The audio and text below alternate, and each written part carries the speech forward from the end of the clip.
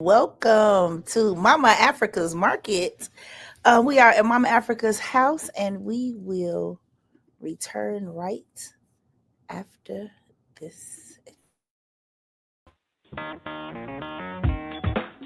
Women have the power to transform this world. We can end crime and violence if we all agree to do one thing: share. Let's share our wisdom, share our time, share our talents, share our finances, but most of all, let's share our love. This is the Female Solution. Peace and love. Welcome back. Thank you all for joining in today. We have a treat for you today. We are going to bring on my sister, my fellow beautiful Black queen, Nubian mother, goddess, all of the things, Mama Asada. Welcome, Mama. Nubian mother goddess. Nubian mother goddess.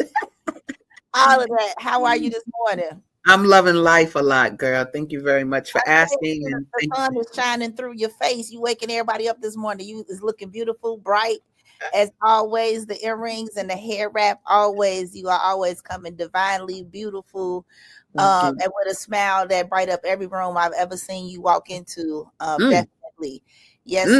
So am I paying her? Am I paying her to say that? Welcome to the show, Mama. So we have you on today as you are many things. Today we'll be talking a lot about you as an author of this great, wonderful book that's been a life-changing for so many African-American women, not even just reading the book, but the message directly on the book, which is Beating Black Kids. What inspired you to write this book? Oh, great story. So I think, but it wasn't like I had some long history of wanting to talk about the message. But what was the catalyst for the book being written was I had a stroke in 2009, and it put me in a position where I needed to be watched by a friend who was looking over me and my daughter. And in that process, my daughter dealing with her mama is horizontal. She upset, right? And so one day she ripped up some money. This was after I got out of the hospital and I was home. And the person that was watching over us was like, you need to spank her because she ripped up this money. And I just thought that was so peculiar. Like, what? Because, this was another head wrap person talking about namaste and peace and all that. What? Talking about I need to beat my child. So in thinking about that, when I returned to work, I was talking to my daughter as we were walking. She was probably about 6 or 7. And I told her, I think Mommy has to write a book. And I told her it was going to be called Beating Black Kids. And what really made me write the book was one day I brought it up to my coworkers, said, I think I'm going to write a book. And they were like, oh, what you going to write? And when I said Beating Black Kids, it created this litany of answers from people. Like, I didn't even ask for them responses, but they came up with all of these stories about how they were beat as a child, and they were laughing and talking about how they got hit with a spatula and how they had to get wet first and all these things. And I was saying to myself, yo, I think they're purging. Like, no one has ever confronted the fact that all of these whippings happen. And these were just a combination of people. It was like a maintenance man and a cook and a teacher, and they're just kind of sitting around for lunch. But no matter what the socioeconomic background, they all had these stories of being hit by their parents. So I saw that the book needed to definitely be written once I got that feedback from them and came to look. I was really upset that I missed all of that, like tape recorder wise, and getting that, sort of audio footage. But I went and bought a tape recorder, came back, and I was like, oh, well, I'll try to get some. And I got more when I came back. So I just started taping these stories. And next thing you know, I was writing that book, period. I wrote it in 5 months' time and got it out in the 6th month. And it's never stopped since. Wow. It's, as I said, I wasn't going to allow this to be an emotional thing for me today, because it is a topic that's also very close to my heart as a Black mother that don't want to be my kids. But a lot of times, we go revert back to what we know, and what we've been taught and trained to do. So it's definitely been a challenge for me. And I give thanks to you for writing the book, and to helping us to see a little bit. When I say us, I mean mothers, and of all mothers, Sure.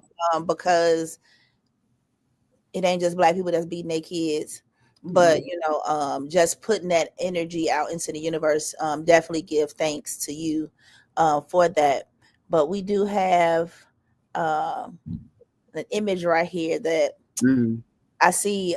Is this you? I know that you were saying that you give away these books sometimes. Yeah, in this particular picture, though, I was in New York, and you could see me on the floor. But this was my first ever book discussion on my book. And there was a student that I worked with. He's at the very top there, Ruben. He had a book called the Black Male Harlem Book Club. So it was a book club of brothers, but he allowed sisters to come in for this one. And they primarily focused on Black male authors, but I think I was their first female author. And it was outstanding. Those people, many of them had not even read the book yet, but that's just the nature of my book discussions. When people come to discuss the topic, by the time we're done, they're buying their book and getting that book, and wanting to use it. And so, that was my very first book discussion in New York City. And many more began to follow. And it was just a very successful action, because it got people out to have a dialogue about this topic. And the book was the solution. Get 5, get 1, get 3, get 2, whatever you want. So that's what that particular picture was. And how many children do you have? So I have one dynamic daughter. Her name is Patience. And her name is Patience because she was very patient in my womb, just chilling. I didn't even know, labor was mellow, she was just in the room. So I have one daughter, and I give thanks that I was a teacher prior to having her, though. And so it gave me a lot of practice. About the time I became a mom, just how to solve problems and how to handle conflicts. And, I didn't have a lot of that. And my daughter was never rebellious, and she never had a reason to, be a problem for me, because I created an environment for that. You know what I'm saying? I became the type of mother that one wouldn't want to shun or disrespect or go against. I think when we lose our control as parents, then the students, the children have that's the example they follow in, the out of control adult. And so I worked to not be that, right? And to just be civil. And as a result, she's a 21-year-old girl who has her own business, who makes good judgment, and I don't have to worry about her. I mean, it's a war of the beating versus the non-beating. So, we got the beating generation, which would be us. And then we got the generation that's coming up now. They call it, the kids that don't really get beat the way we need to get beat. And to see how that is playing out in the universe, or how does that seem? I feel like I realize a lot of young people are a little bit more radical, a little bit more free, a little bit more outspoken, which I feel like sometimes beating children sometimes makes them suppress themselves, go inward, just like any other domestic abusive relationship would be. I'm just curious to know your thoughts on abuse versus beatings versus love and corrective action. Sure. I think, first of all, it's all the same. And kids, there's a myth that kids today don't get beat. They absolutely do. I can say that as a teacher. And so we have not stopped that. It's just that the methodology for handling that might be a little different. People say, oh, they're going to call protective services, and maybe we needed protective services back in the day. Maybe it would have curbed our behavior. But if you're beating little children and you're an adult, maybe you need to go to jail. Maybe you need something to put in your ethics so that you could find a better way to behave. I have this thing when I do my workshops. I have parents, I'll say, what's in your toolbox, right? Let me show this real quick. This toolbox, raise your skills and not your hands when you rearing our children, right? What do you have in your toolbox to use for raising us, right? And so, for me, it's things like happiness, it's things like laughter, it's things like discussion, and making sure that those things are in place so that my daughter has a good experience with her mom, right? And so I don't really feel like kids today are different in the way that they deal with they might be more rebellious, but they just have more input, right? They have more access to information than we did, but we have the same problem. The same problem exists. That's why my book still sells a lot, like, because people need answers on better things to do. And so, and we still have these, it's even worse today because you got kids dealing with depression and, they're getting diagnosed for stuff. But more than anything, when you're dealing with this spanking and this yelling, the fact that we're creating what's called cortisol production in the body, that's not good for the body. It's toxic to the body, but it happens when a person experiences stress. It's the producing of cortisol. And so our kids are full of it, right? And so the managing of that stress is just making for people that are going to be a problem in their adult life if this type of stress doesn't get put in check, and that we do a better job at having like discussions with our young people when we see something we don't like. We need to discuss it, get their viewpoint on it, sort it out. It may take a little longer, but it's worth it. It's funny you say that because that's one of the tools. It's like communicating, right? A lot of times as parents, we just be so busy with what I found out for myself is like, I'd be so busy with trying to handle everything that is like, I expect what I say to be, and it's just not real, and it's also not real to allow children to be able to express themselves.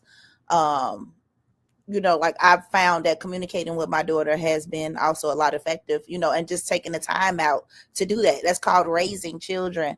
And I think we got real lost from that. We got a message right here. It says we are under the mistaken impression that children who have an independent creative spirit and strong will must be beaten into submission. And I talk a lot about us being not too many generations still off of being raised, by slavery. So basically, we've been taught how to be parents based off of, how somebody reared us, so to say, and punished us and the things that we knew that worked and kept us, in a submissive state during slavery. And I told you I've been trying to keep from being emotional because Get emotional, girl. Cry it out. But it is an emotional, a very emotional topic for me because it is something I'm currently still dealing with.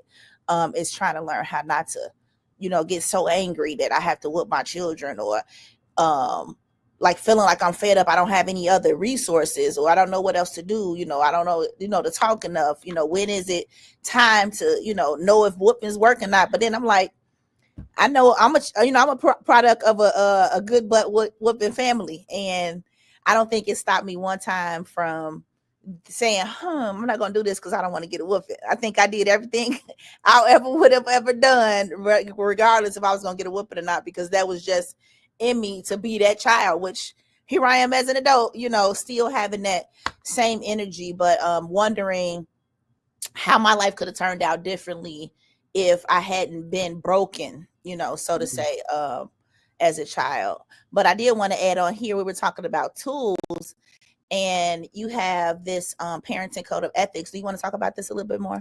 Sure. So I wrote the parental code of ethics because when debating with people, they would say things like, well, what should I do? If I'm not going to hit them, what should I do?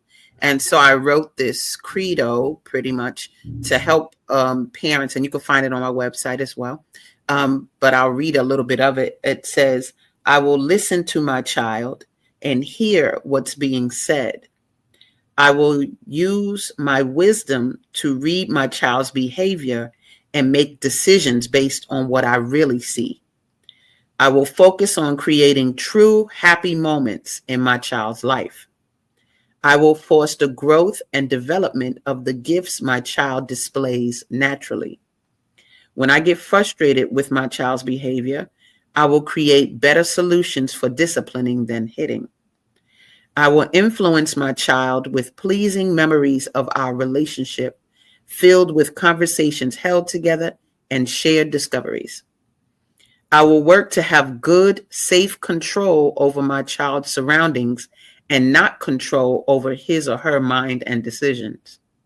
I will contemplate the future impact my present time parenting will have on my child's development. My child will learn respect firsthand from the respect I give to him or her. I will only seek excellence in my child if I am excellent myself. I will honor this parental code of ethics and use it as a guide for being the best parent I can be. So that's the jam. That's the parental code of ethics, things that we can go by and make sure that we are creating a life that that they can be happy about, so that we are like, I think we are instinctually like acting like animals and hitting them the way we were done. But what? How about giving some contemplation to ways that we can make them better? How about I have a chapter called Pleasure Moments. How about thinking about things you could do to please your child? Like, you could think of a million ways that you want to beat them, but are you thinking about ways that you could build them? Yeah. What's up? Think of ways that we can build them. I think that that's important, even more important, because it definitely wasn't done for us. It wasn't, nobody. Well, that's not true for me. My mother was very big on games and making sure that we had fun and played games. And she engaged herself when we were doing projects for school. And so I think it takes that type of decision-making to contribute to the child's life, as opposed to all of the negativity and you get on my nerves and go do the dishes and all of those things, So in this picture here, I give the book out for free on the bus and train. I've been doing it since I was living in New York, back in 2009 and 2010 and what have you. And then I do it here in Chicago. It's like, I actually, some people call it like a ministry, right? But what happens is when I see a mother with a child or a father with a child, and if I see them yelling, then I'm going to intervene and I'm going to say, hey, girl, that you got a trial with you, girl, start a little conversation. And then I'll say something like, I say, I wrote a book for parents just about, the work that we got to do as parents. And then I say, if I gave it to you, would you read it? And they always go, of course I would read it.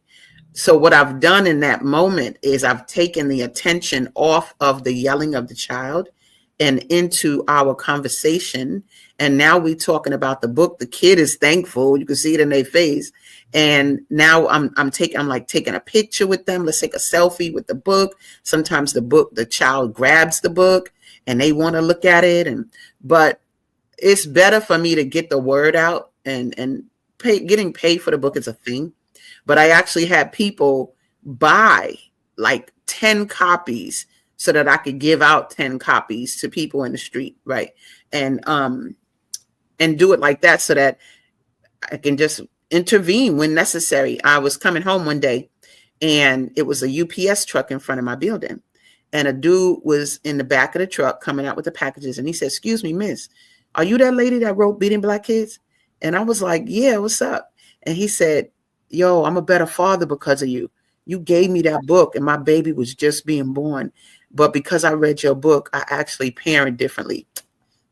What? That's what all the work is about. Yeah. It's about that, being preventative, being better as parents, because then we're going to get better adults that, when we have things happen in society that are upsetting, we'll have the skill set to address it and not be reactive about how we respond. And so definitely giving it out to the world is important to me. Big time. Yes. And what do we have to do to get some of those books over here at Mama Africa's Marketplace? Make a word, say a word, say a word. Word. Word, what? You know, I'll be right over there with the half a dozen or dozen, whatever you desire. Yes, Because I think it'll be. I'm not sure if you are you doing like parenting circles. Are you doing circles for women who want to stop beating their black kids? sure, absolutely. I've done a series of workshops. This picture here was actually, oh, sorry, not that one. Let's look at this one. This was a workshop that I did with some social workers who wanted to know how to better deal with their children, but also better deal with their clients, right? And so I definitely do whatever we want to call it. It could be mothering circles, which Mhm. sounds good to me, where we get better. We look at our mothering styles and improve them. Use the book as a guide, and yeah, let's get this rolling. Like if we I want the, mean, I'm thinking like a beating black kids support group. I love it. That sound weird. No, no, We got no. support groups for everything else. I believe that I know I'm not the only black mother that struggles with wanting to not, but still, and just learning different tools and how to effectively parent without rearing our children the way that our parents did us. So if you're interested, I would we love have a it. lovely space over here I where would. we can, even if it's just monthly, it don't have to be weekly. If it's just monthly, just if we had a circle of women, a safe space for black women to come together and talk about, using different tools and bringing their children into that space as well. I think would be awesome. And if you would, bless us to be able to do that, I think that it'll be a great addition to the community, and building community space, because it starts with our children. Our future is only as bright as the spirits and, of our children that we're having. So Absolutely. If you don't mind, I'd like to show a little bit about the book so people know, because we're kind of talking about the experiences, but I do have a video that I created that describes what the book is. So please, let's just take a look. Out came, my mama used to hit me with a spatula. Let me rewind it. I got spanked and I turned out fine. Spare the rod, spoil the child. Kids today need to be beat. What else am I supposed to do? He's so bad. Ooh, she gets on my last nerve. Better hush up before I give you something to cry about.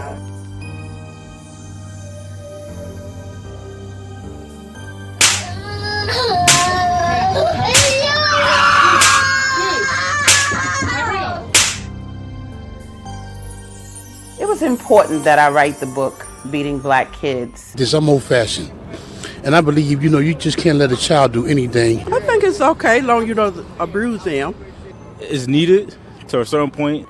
But what I saw was a collection of adults who were talking about a topic they had never really talked about before. Out came, my mama used to hit me with a spatula. My dad used to hit me with a belt. They used to make me get wet first. They used to put my face in a pillow and then spank me. Like all of these different stories about how we have gotten beaten over time. And while there was a lot of laughter when those stories were being told, I could clearly see that there's a fine line between laughing and crying.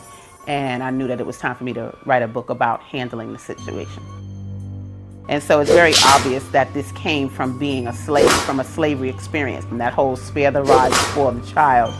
The shepherd did not beat the sheep with the rod. He guided them with the rod. And so it is just obvious that that came from a slavery experience. And we have to know how to differentiate those things and then just use some discernment in terms of doing what's best for our children and not breaking their spirits. With regards to how we discipline our children, first of all, I always tell people that discipline, if you look at the etymology of the word, it comes from disciplina, which is the Latin root meaning teach. And so when you discipline a child, you are teaching them. But when you use corporal punishment and you hit our children, you're not teaching them anything. They're actually not going to do it again out of fear. They're not doing it out of reason.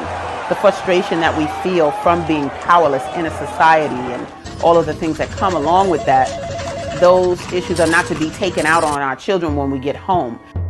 The definition of domestic violence says bringing harm to someone in your home or hurting someone in your home. So I want us to look at how we beat our offspring and how that's not giving them anything good. It's making them quote unquote obedient, but that's what you make a dog, that's what you make an animal. But when you're dealing with someone of higher intelligence, use their intelligence and start to talk to them in ways that give them power, make them feel supported, listen to their ideas, and it'll just be an easier parenting road for you. There's a part of the brain called the regulatory part of the brain, and that's the part of the brain that helps you make decisions in times of adversity. Well, if they have that toxic stress before they're even 4, that part of the brain does not develop. And so you're looking at a community full of people with no regulatory equipment. So we need to be bringing a different generation of people up with a different consciousness.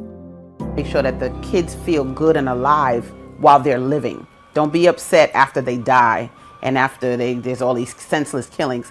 Let's treat them well while they're living, and then we'll see a different impact. The adults want to be upset, but you taught the children the violence when they were young, and it's the tools they have. I feel like, hitting children is such a skillless. We need to foster behavior that builds them up, and that just changes the way, like, we talk to each other. Talk to your discipline, because discipline, we're using it a lot to describe hitting children, and this is not directly to you, LaShawn, but it's to just all of us, because I've heard it and it's personally, and discipline. My book is sold in Switzerland, Germany, Tasmania, Nigeria, Sudan, Canada, all over the world. And so people all over the world are telling me, as far as Germany, that my book is making a difference in the lives of the people that other people touch, but also in the lives of many parents and families who now no longer beat their children because they read my book. A lot of people ask me if I'm going to write another book, and I'm not ready to write another book, but what I will say is that there is a high demand for the book in Spanish and in French. My book is not punitive, my book is not accusatory, but there are solutions replete throughout the whole book. It really is just about being engaged with your child. They're not going to become respectful and trustworthy through you telling them and demanding it. They're going to become that way from observing you and then emulating what they see. And so in my parental code of ethics that I wrote, one of my favorite lines is, I will only seek excellence in my child if I am excellent myself. And so that's what I say is the number one key to making sure you have great children, is checking yourself. Man, Mama, that was that was intense. It was, sometimes it's hard for me to hear it, but it's beautiful. I appreciate you. I thank you so much for all you're doing. We do have a caller on the line. Let's see if this caller, are you there? 5935. Let's see. Might not be there. We're gonna let them get back on the line while we talk about this. But I know you were talking about as you doing as they see and not as you tell them to. Oh, we got the caller on the line. Yes, I apologize. I was on mute at the time. This is Brother Plump, Robert Floyd Plump in Chicago. Peace and love, Baba. How are you? Oh, we are fantastically blessed and all about success. Just like to emphasize, for everyone to stop the violence, and especially the misuse and the abuse of the children. That has been a problem that I think that demonstrated from slavery, a part of discrimination from, the slavery type of concept, which was also a police type of mentality. Yes, sir. To really put fear into the children, as well as in this type of fear was really instituted by the Caucasian race back in the day. So it kind of took on with our people too, up from slavery time. However, we have something very unique and special that we have started campaigning as well as fundraising And who concerning. Who is we, sir? Thank you for asking. The People's March Incorporation, for more information, .com, and the Harold Washington Foundation is sponsoring a Peace Caravan Parade on April 15th. And it just happens to be our beloved sister Naima Latif birthday too. And we like for everyone to celebrate all over Chicago as well as throughout America and the world to be peaceful on that day. Yes, sir. We all have fell short of the glory of God, and the Honorable Minister Farrakhan on February the 23rd of 2025 said, let's get rid of the jive, and also let's thrive and come alive in 2025. And to do that, we must also repent from violence. You know, on that day, we are promoting no violence at all anywhere in Chicago, America, and the world. I believe. I'm sorry. Go ahead. Yeah, I believe that Minister Ishmael Muhammad, which happens to be the son of the Honorable Elijah Muhammad, peace and blessings be upon him, he delivered a message that if we begin to promote peace in the world, even with one day. So I went to Savior's Day, and I got that idea to repent. And if everybody in the world promote peace and love and unity and marketing, you know, help us to market people all over the world to be peaceful on April the 15th, which is a Tuesday. And we want all the aldermans to vote yes in Chicago because they make it a reality. Can I say something, Reverend Plump? Reverend Plump? Citywide holiday to promote peace. Reverend Plump, so we how can people reach out to you to find out more information? Oh, thank you. They can reach out to us at 312-882-5935. And also we're going to be having a meeting. We're going to put that information into our chat. I think. And I also, can I say something also, please? I think it's important for groups that are going to talk about peace to make sure that they address, maybe not at the same time, but we like to talk about peace that we want others to have with us. But we don't like to talk about the peace we need to create in our own homes. And that is very big. You know, it's almost like we put a Band-Aid on the issue, but we're not really talking about for real, generating peace. You got to generate peace in that home. You understand? And you got to make sure that that is the message that is happening within the community, period. That peace is something that we're going to implement, because that was the problem with the person who was to help be the catalyst for the book, is that everything is namaste, peace, hotep, scissor. But now you're telling me to beat my kids? Yeah. What? African kings and queens, what? What are you talking about? Because you don't make kings and queens from beating people. And you don't garner respect for people that beat you. If a woman gets beat by her man, she's not out and respecting him and like, oh, yay. But we expect for our kids to respect us as parents when we're beating them and creating them harm. So I'm just saying, is we going to go out in the world and talk about peace, that we got to deal with the peace in the home first. Then we'll see peace in the rest of the world and in the rest of the community, because we address it. So I know we got to go to commercial, girl. I already know, but all right, let's get to this commercial break, and we will be right back talking more about peace and unity and not beating our Black kids.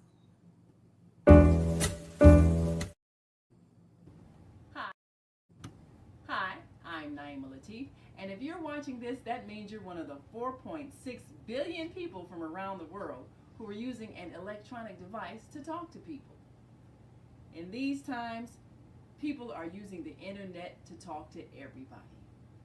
Friends, neighbors, family members, co-workers. People are on their cell phones and computers all day long. Now, if you're in business, that is great news. That means you can sell your products and services all day long and never have to leave your home. All you need is a media connection, somebody to connect you to an audience. And that's why I'm talking to you today. We produce programs, and our audience members are people who shop. They buy clothes, food, beauty supplies, cleaning supplies, home repair, transportation services, child care services. Whatever you're selling, they need to buy it. We're your media connection. Just follow this link, and tomorrow you can sit back and relax at home while your business is making you money. Thank you for that quick break. The brother was talking about peace, and I really resonate with that, because I think a lot of times we don't look at beatings as beatings or abuse. So if you you see a grown person beating say a man beating a woman, or a woman beating a man, and they're saying, well, if you just did what I told you to do, I wouldn't be going upside your head, and I love you and I want you, all the same things that our parents say to us. If we saw that in relation to two adults handling each other the same way, it would be, you'd be like, what, but we expect that to not be the same thing for children who has less capabilities of doing exactly what you tell them to do. And speaking of that, I just wanted to show this quick clip on how children do.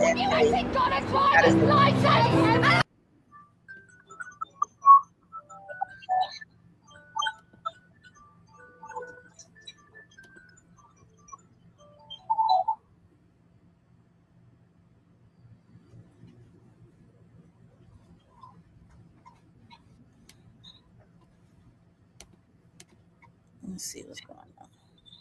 Hold on one second. Bear with us. We're working this out. While you're waiting for that and trying to work it out, one of the things I want to say that I didn't fully talk about, you asked me a question about the difference between beating and abuse. And it's all the same thing. I said that, but it's just different gradients of pain. Okay. So we're talking about you can beat them with a belt, you could beat them with a shoe, you could spank them with your hand. But every time the body experiences pain, it is an example of cells dying away. Okay. And so that's why you get bruising sometimes, because the cells have died in that area.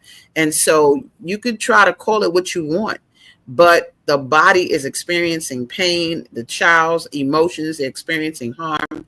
And no, that we're not doing that. So it's a little bit of the same. You don't get to call it spanking and say it's not abuse. It's the same thing, because that's not, the body wasn't designed for you to bring harm to it, and again, like you were just saying, bringing harm to a little body, to a little person. That's what you're doing. That's people say, well, I got beat and I turned out fine. Well, okay. I say, first of all, I say, is that what you're aiming for? You aiming for fine? Right? And then the second thing I say, I made an acronym for FINE, FINE, and it stands for failing indefinitely, never emerging, period. Because as a people, we're not emerging at the rate that we should. And it's because we failing indefinitely from beating our children. You're not turning out fine. You're not turning out in a way that's going to propel our people into the future. It's not improving our trajectory. No, it's not. So yeah, I usually say that. You got a comment here. Let me see what this sister said. Oh, Mama Long always spoke so highly and beautifully of you in your book. Says she always told me that. Oh, you knew Mama Long? Yeah. That was my spiritual mother right here in Chicago. And Yeah, she was around, of course, when I had the book out, and was a wonderful spiritual guide. And it's always great to have the support of the elders for me with this topic, because people try to make like the problems with parenting come from young people, but stop playing like it's not the older generation that comes to the table with how it was done in our day. Well, guess what? It's not your day. It's different now. So we should be growing from a new experience and not just hung up on that at all. So, okay, good. Did you want to try this? You want to try the video again? Let's see. Yeah, that's what I'm trying to do, Mama. It is not working out for us. Okay, not a problem. We can continue on to the break of dawn. It's a ton else. It's a ton else. There's a a lot of people. I have something to say about, this is not really a children's issue. I'm not the child advocate. I'm actually a parenting strategist. That's what I am. But I do have a video that helps sort of exemplify my viewpoint on parents and the role. So I'll play that.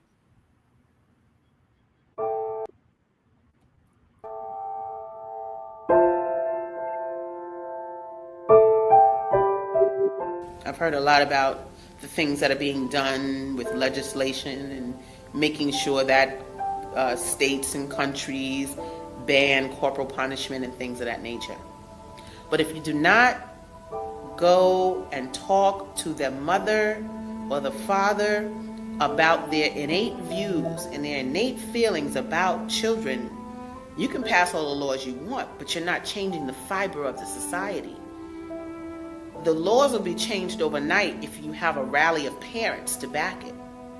But the reason you don't have a rally of parents to back it is because they still have these deep-seated feelings of resentment towards kids or whatever they were raised with. I was beaten and it made me turn out better.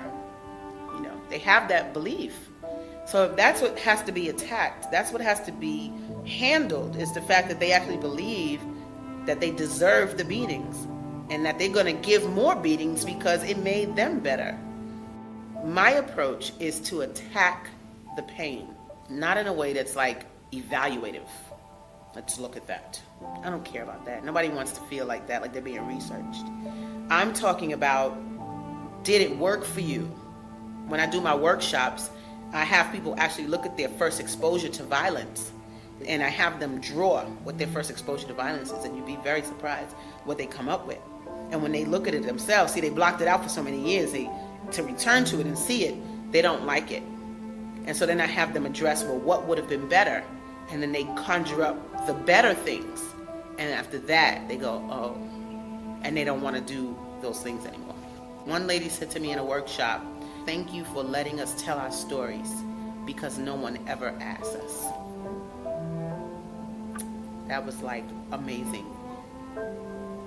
She's a parent. Nobody ever asks. They just want to condemn the parents for what they're doing. But you're not asking them the questions that will help you see why they're doing it. It's like you want to answer, but you're not really asking the questions to get the answer. You're just condemning people for their actions. But when you really listen to these people, you know why they do it. And then you know how to fix it. It's that simple.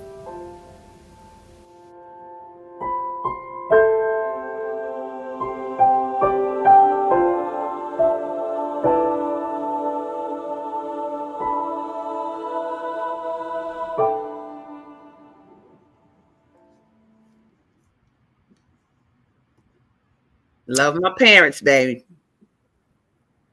I'm over here like trying to keep them crying. Girl, cry. Everybody wants you to cry. What if instead of beating our children, we supported them, uplifted them, helped them to navigate those emotions, or whatever the situation was? If we just stopped to take time, I feel like sometimes the beating is just a release of frustration, or trying to get a shortcut into parenting, or training your kids a certain way, and it's just weak. It's a weak approach. Like if you're a man or a woman, like if I'm a man and you're a woman that beats your kids, I'm looking at your character as a woman. I don't want that. Who wants that? Somebody who leashes out on young people. Or if you're a man, I had to see, it was a brother on the train one day and his daughter must have been like 4 years old.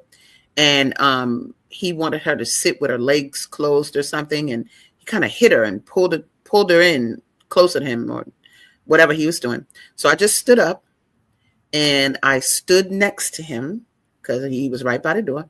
And I put my hand on his shoulder and I said, brother, men, what she's learning right now is that men that love her can hit her. Yeah. Period. That's what, and I heard a comedian say that the other day, that she was taught that a man don't love you unless he hits you. And so we got to find a better way because it's not leaving the result that we want. I just wanted to respond to this comment. I'm so grateful for this conversation. Thank you. I think it's Rock. That's your name. I think that's how you pronounce it, or Rake or Rock. Thank you. And then somebody else said, let me see what happened. I was beaten. Hurt people. The cycle is perpetually administered in our communities through our individual households. We have walked in the ways of a lost society. Love is agape. It's freedom. It's pure peace and tranquility. Thank you, Kayante. Thank you so much. No doubt about it. Let's handle that, the vicious cycle. And then you said, I'm humbled by this dialogue. Thank you so much. This is the work we got to do. We got to confront the ugly. We have to have a good confront of evil, because when we are leashing out at our young people, that's evil. It is evil, because you could talk about how you came out all you want. But I asked the brother, because he said, well, I got beaten. I turned out fine. I said, yeah, but what were you saying when it was happening? He said, oh, I wanted to kill her. Right. You wanted to kill your mother when it was happening. Right. Those sentiments never left you. You love your mother, of course, but the sentiments and the hate and the resentment and the disdain and the upset and the sadness and the confusion and the disappointment never left.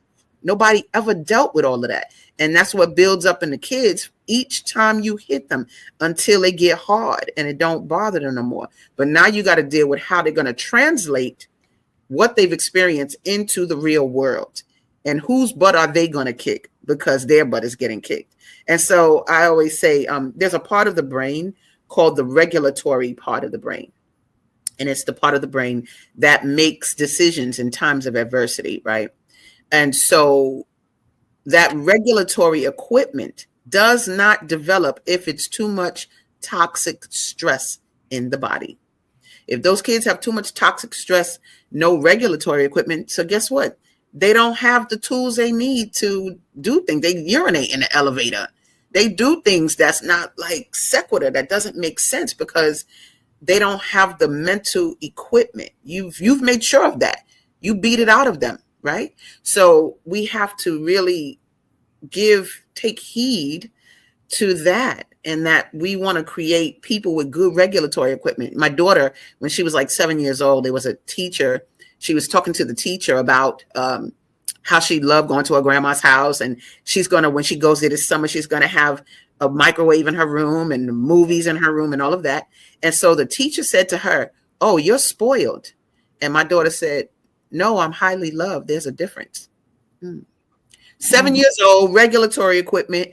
Boop, boop, boop. Thank you very much. So, she could have gone away feeling upset or insecure, but she was able to not be fresh, but to rebut with some intelligence. No, I'm not spoiled. I'm highly loved. I talk about that in the book. Spoiled means rotten and putrid. That is not what we are. That they are showing love on a high level is something that we need to get in tune with. Let me see. Naima said men who were whipped by their mothers express that hostility towards the women in their personal relationships. Let me tell you something. In my workshops, I've said stuff like, if I was a Black man, I might not want a Black woman because I've been beat by them my whole life. Black women have leashed out on me my whole life. Why would I want one of those? They yell, they hit, they like that. So you're helping to form the viewpoint of a Black woman, right? So yeah, this says here, beatings and violent discipline are harmful and unnecessary. Appreciate your teachings in this area. We also need to be mindful of violent and abusive words. No doubt about it. They all are meshed into the same old ugly pot. And they come from examples that were set for us that weren't good for our development. period. And so if we're going to create children that are going to become adults that have a certain skill set, yeah, we got to do something differently. I have a chapter in the book called You Got Chosen. And my belief is that our children choose us. And if our children choose us, then what they choose you for? Because Right. that's what you need to work on. You need to work on that. If you're a good cook, good, teach them too. If you are funny, good, teach them that too. If and so you look at the things and you improve yourself so that they can have a better guide to follow. So Zelda said, wow, not spoiled, highly loved, love it. Heck yeah. Yes. My baby said, I'm not spoiled, I'm highly loved. There's a difference. Ooh, when she told me that when she came home, I was like, get them slaves, Pay. Get them slaves. Woo. I was like, woo. So, I mean, I just love my parenting. I love what it did. My daughter's a woman now, so she can make her own decisions, but I at least know what the foundation is. She can make whatever decision she wants right now in her life, but the framework and how and where she got her ideas, they came from a certain rearing, and she used to even we're vegans, and she used to ask about eating meat. And I was like, you can eat dead bodies if you desire. I said, but as long as your colon is on my watch, you're not going to ingest those. But after that, you can do what you desire, So it was just a discussion, not like because I said so, that's so weak. We tell them stuff like that. Do it because I said so, with no explanation. So we'll end up having the skills necessary to go forward, meaning you can't even negotiate. We weren't raised to negotiate. So we grow up as adults that can't negotiate, can't even negotiate a salary because we were taught to take authority, but we were not taught to be authorities. Mm-hmm. That is why you see us the way we are. And so we got to get it together, get our tools right. I know as a child, or I guess I would be considered a teenager, I ran her from home at 14 years old. And I ran her from home because I was tired of getting the whooping. Every day I was getting in trouble because I wasn't a bad kid. I was just an outgoing child, an outspoken child. I wanted to be free. I wanted to, do whatever I wanted to do. And I found myself in a situation with a man who was about 36 years old and very abusive. But I felt like if I could harden myself to the abuse of him, I could harden myself to the abuse of my mama, and then I could go home and do whatever I want to do and not care about getting a whooping, which was kind of a little interesting way of thinking. But I actually left home and never went back home, at that age, living on the street and being abused because of tired of getting whoopings. And I'm like, well, shoot, if I'm gonna be getting whoopings, I might as well be living free and getting the whooping. So it was a very interesting time in my life, but definitely got some issues from that. And I turned out okay. Right. And so my job is to make sure that we turn out better than okay. That's it. Because sometimes people, when they be like, yeah, I got beaten, I turned out fine, or I got beaten, I turned out okay. I said, see, what I want is I want you to turn out excellent. They said, that's what I mean. I turned out excellent. I said, that's not what you said, though. Don't try to go back. Don't try to backpedal now because you said what you said. And so the goal is to raise the bar for how we are bringing people into the world. In Scientology, we got this saying, it comes from the course called the State of Man Congress. And he talks about, and I hope I'm not forgetting it, but basically it talks about a lot of things in terms of the zone that you control. And I want us to control our zones better. Like we have the ability to create people that, I know what I want to say. It's something called create and confront. And so he says, if you keep creating things, but you're not confronting what you create, it's going to turn to debris. So like if you're a painter and you keep making a painting, you make a painting, you make a painting, you make a painting, before you know it, your living room is full of paintings and they're going to turn to debris. As Black people, we keep creating children and not confronting what we create, right? So if you're a painter, you put it in a gallery, you put it in a museum, you sell them online. That's you confronting what you create. If we are going to create children, then we need to put them in programs, get them to play an instrument, like do things that make them powerful. So But because we're not doing that, we keep creating children and they're turning to debris because we're not confronting the children that we create. So we need to handle that and really build them into really like use them like clay, baby. Don't impose your views on them so that they doing what you say, but take some inventory, like I said in a parental code of ethics, take some inventory of the skills they have naturally. One thing about, if you ever look at the Justin Bieber movie when he was being raised, even when he was a baby, they let him bang on pots and bang on this and make music with household items. And he became Justin Bieber, but nobody ever stifled his being a musician when he was little, right? And that's the one thing. And he was raised by a single mom and raised by his grandparents and all of that, similar to how we can be raised. But you got to look at their innate skills. If they talk a lot in school, maybe they're an orator. Yeah. What? Maya Angelou back in the day in school, we wanted to bring her to school. She was $30,000 then an hour.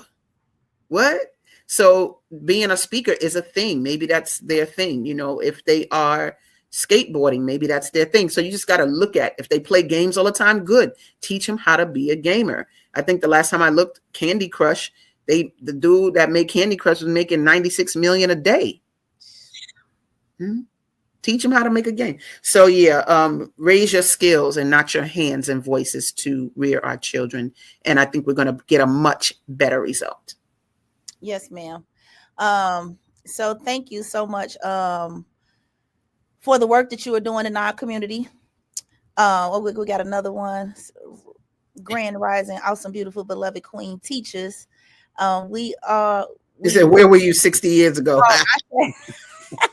You say, oops, guess the world wasn't ready for this teaching yet.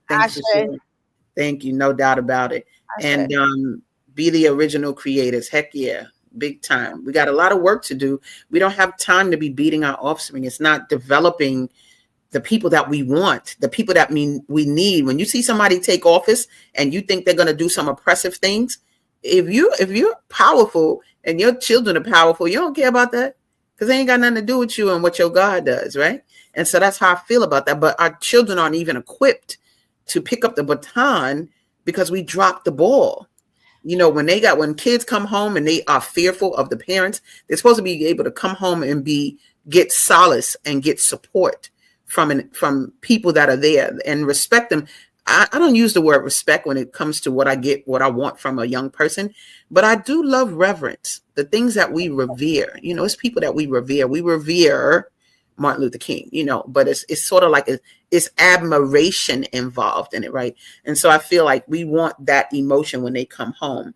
It says, I hope this is saved. I'd love to continue to share. Absolutely. This is being shared live right now on my page, your page. So you could take the video and share, baby, all you want. Yes, and share the book, share all the information. Just really quick, we're about to wrap it up and close out. Of course, we could talk about this for hours. I know I can. But what I try to ask each of the guests, because you are at Mama Africa's house, when you think of Mama Africa Marketplace, what do you think of? What comes to mind? I think of strength, and I think of the fact that there are no places for us to do things. We always are stuck trying to find a place to be, but Mama Africa's house and Mama Africa's Marketplace provides space for us to convene and do what the heck we want as a people, you understand? And it's so special because of that, because we need spaces in our community where we can grow. All right, Mama. We are going to check out right now. Thank you all for joining in, and we will see you next Thursday, 7 a.m. To 8 a.m. Peace and love. We've come to the end of our show today. If you missed any broadcasts, go to our website for the audio and video archives at www.thefemalesolution.com. On behalf of our team of radio hosts, I'd like to thank all of you who participated in today's discussions. And to our global family joining us from all around the world, we say thank you. To our family in China, xie xie. India, dhanyavad. Japan, arigato. Korea, kamsamnida. Russia, spasiba. Germany, danke. Poland, dziękuję. France, merci. Spain, gracias. Italy, grazie. Egypt, shukran. Ghana, madasi. Nigeria, eshe. South Africa, Ngiyabonga. Senegal, Jaref. Kenya, Asante. Israel, Toda. Pakistan, Shukriya. Afghanistan, Tashakur. Saudi Arabia and Palestine, Shukran. Assalamu alaikum wa rahmatullahi wa barakatuhu.